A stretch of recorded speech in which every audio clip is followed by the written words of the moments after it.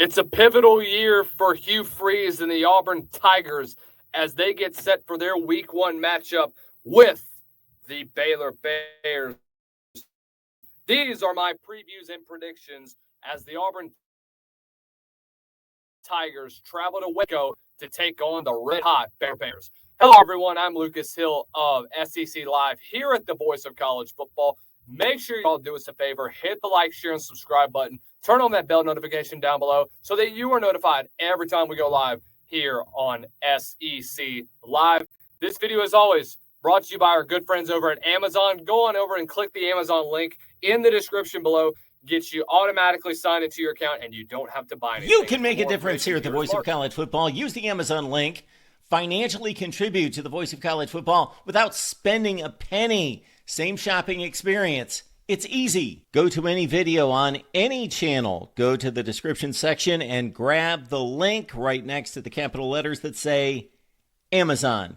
Use that link, and Amazon will instantaneously convert to your account, settings, history, everything intact, just like whatever link you use right now. No difference.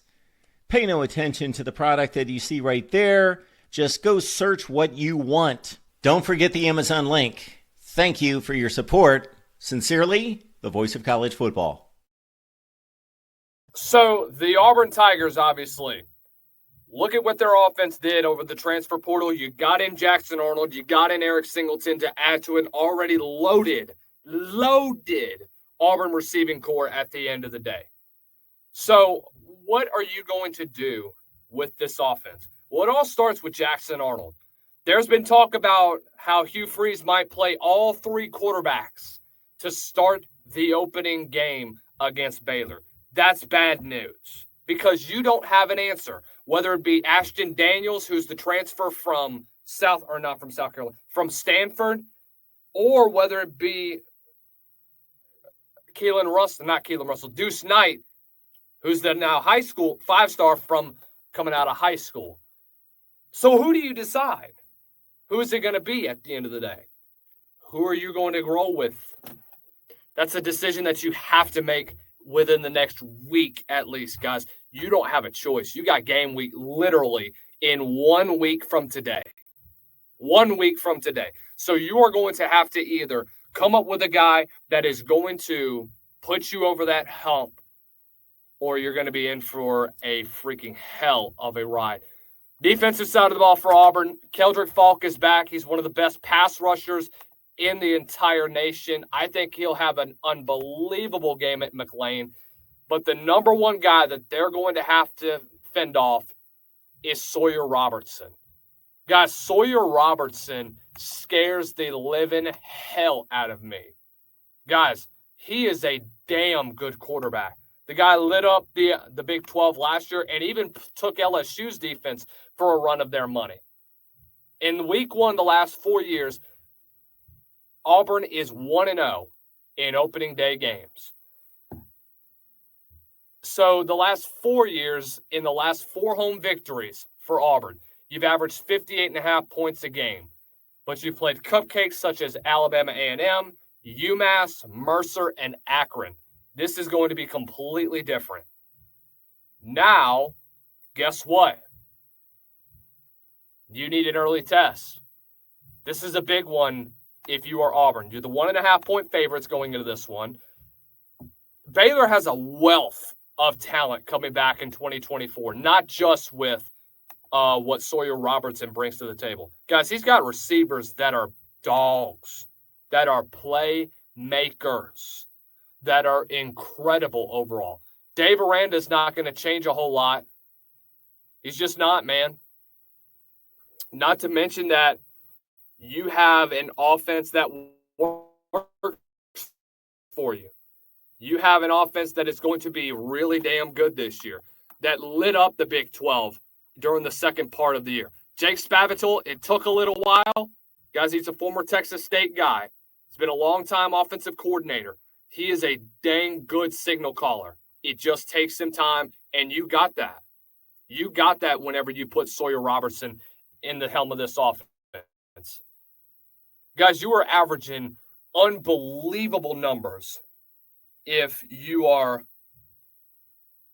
Baylor. Guys, you put up 59 against Texas. You put up 38 against Oklahoma State.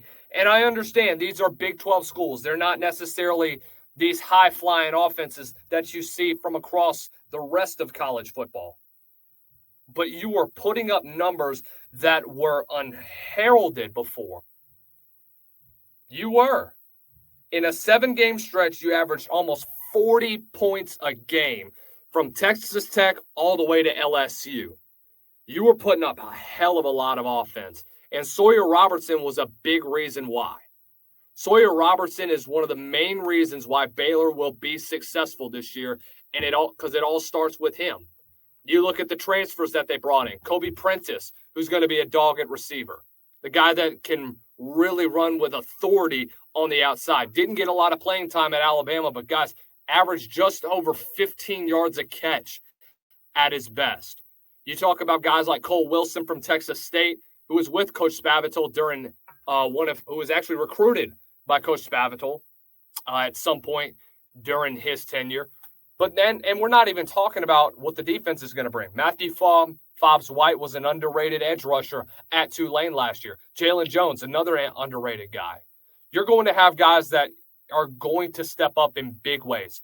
Bryson Washington could be one of the best running backs in college football this year. Guy can run the football with authority. And he is going to continue to showcase that. For 1,000 yards rushing last year and had averaged almost 6 yards a carry.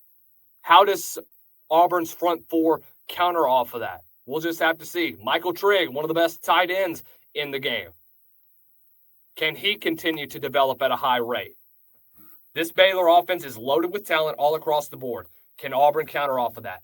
We'll see what their defense does. Let's say they get into a rock fight, which I think it might be. This could be a 24-21 game at the end of it all. Or it may end up being a high-flying offense. It could end up being going into the 30s, maybe in the 40s between the two teams. It could be one of those offensive shootouts that you love to see from these two high-flying offenses. But it all goes down to the quarterbacks. And right now, I think Sawyer Robertson has the edge at this point, knowing what he's been able to do dating back to last year. That's just the truth, guys. Whether you want to admit it or not, Sawyer Robertson has a hell of a lot more experience leading an offense compared to what Jackson Arnold is. Jackson Arnold wasn't successful last year in Oklahoma's offense. That might be an offensive coordinator issue. We'll see what happens this year, especially with the inconsistencies that you've had and knowing that you may play 3 quarterbacks, even if it's jokingly that he says that. The fact that he said it, it's a soundbite, and it's something that we, as the media members, have to take into consideration. So, overall, I think Baylor has too many guys on the offensive side of the ball for Auburn to overcome. I think that this is a very dangerous Baylor team that should be considered a dark horse for the college football playoff. I think that Baylor gets a big win here, and this may be the start of disaster for Hugh Freeze and company. It could be the end of the Hugh Freeze era in Auburn, Alabama. So let me know what you guys think at the end of the day. Do you have Baylor winning? Do you have Auburn winning? Who do you think has the advantage in this game? You know what I think. We'll see what happens when we get there. It's going to be a battle, guys. Cannot wait for it. Hugh Freeze's offense going up against a dominant Dave Aranda defense.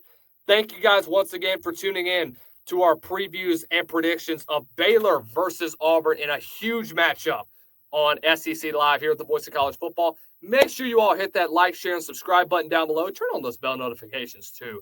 Give us an update. Make sure you give us a comment to comment what you think about the game. And until next time, ladies and gentlemen, follow me on X at Lucas_Hill or at Lucas Hill SEC. Until next time, ladies and gentlemen, stay blessed. No stress.